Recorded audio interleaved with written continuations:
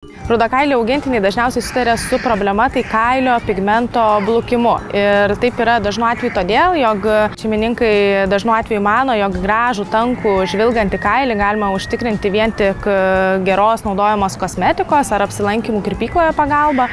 Tačiau iš tikrųjų yra taip, jog lygiai taip pat kaip ir pas mus, taip ir pas augintinius, visas grožis, kuris yra išorėje, tai tankus, žvilgantis, glotnus kailis, viskas priklauso nuo to, koks organizmas yra viduje. Taigi labai svarbu atkreipti dėmesį ir būtent į mitybą augintinio.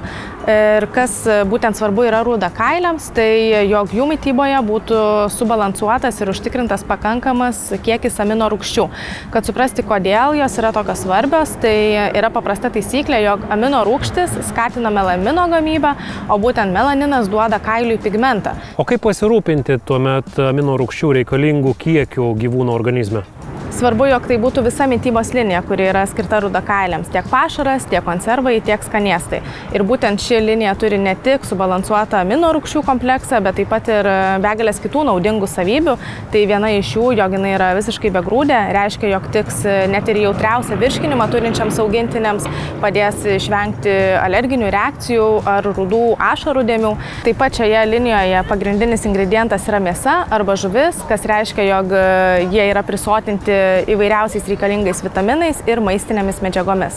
Taigi, žvilgantis kaštono ar cinamono atspalvio kailis būtent išduoda, jog augintinis yra sveikas ir prižiūrimas ir visa ko pagrindas yra mityba.